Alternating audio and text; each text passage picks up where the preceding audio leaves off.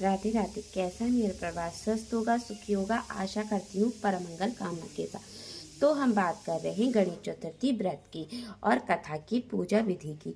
तो देखिए, ये हमने गणेश जी स्थापित कर दिए हैं और तिलक कर दिया है, दुर्वा चढ़ा दिए, पुष्प चढ़ा दिए हैं, दक्षिणा चढ़ा दिए, और ये आटे से हमने चौक पूर के अष्टदल कमल बना के थोड़े से अक्षत चढ़ा के भगवान गणेश को स्थापित कर दिया है। ये भोग के लिए हमने लड्डू रखे हैं। ये हमने एक किसी पात्र में या कटोरी ले लीजिए, उसमें थोड़े से अक्षत रख के, जल भर के और उसमें कच्चा दूध और थोड़ी सी चीनी डाल के कलश बना के प्रभु के सामने रख दीजिए।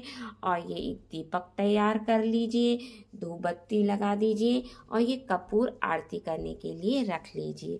अब चलिए शुरू करते हैं हम अपनी कथा। गणेश भगवान की कथा, विकट संकष्टी की कथा हम शुरू करते हैं।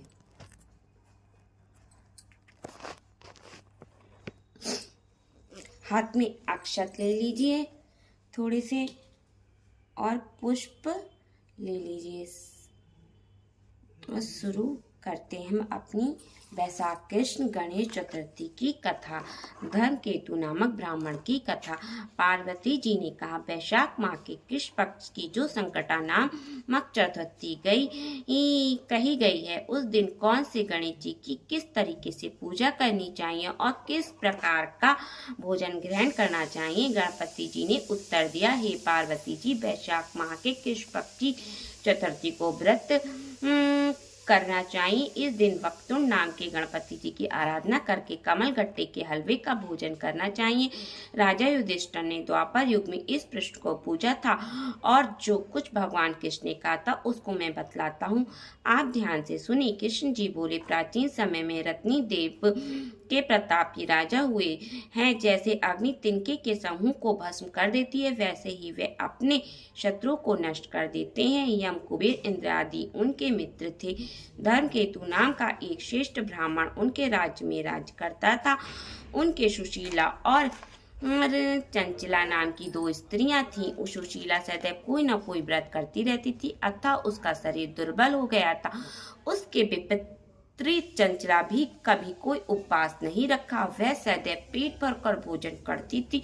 कुछ समय पश्चात सुशीला को एक सुंदर लक्षणों वाली कन्या का जन्म हुआ और चंचला को पुत्र पैदा हुआ। इस बात पर चंचला सुशीला को ताना मारकर बोली, अरे सुशीला, तूने उपवास करके अपने शरीर को दुर्बल बना लिया, फिर भी तूने एक दुर्बल कन्या को पैदा किया।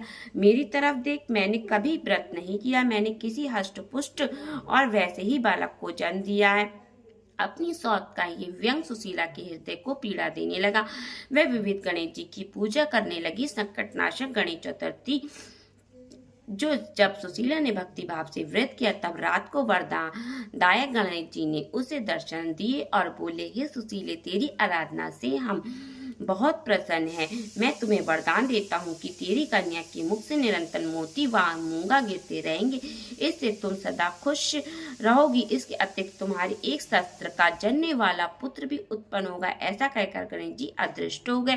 कुछ दिनों के पश्चात एक पुत्र हुआ। तदनंतर धर्मकेतु का स्वर्गवास हो गया। उसकी मृत्यु के बाद चंचला सारा धन लेकर अन्य घर में रहने लगी। सुशीला पति गृह में रहती हुई अपने पुत्र व पुत्री का लालन पालन करने लगी। उसी कन्या के मुख से मोती तथा मूंगा गिरने लगे के कारण सुशीला के पास थोड़े समय में ही काफी धन इकट्ठा हो गया। चंचला इस कारण उससे चलने लगी। एक दिन चंचला ने हत्या करने के इरादे से सुशीला की पुत्री को कुएं में गिरा दिया। उस कुएं में गणेश जी ने उसके जीवन की रक्षा की तथा वह बालिका राजी खुशी अपनी माता के पास लौट आई। ऐसा देखकर चंचला का मन क्रोधित हो उठा। उसने विचार करने लगी, ईश्वर जिसकी रक्षा करता है उसे कोई नहीं मार सकता। सुशीला अपनी पुत्री को पुनः प्राप्त कर अति प्रसन्न हुई। पुत्री को अपनी छाती से लगाकर वह कहने लगी, भगवान गणपति जी ने तुम्हें दोबारा जीवन दिया है।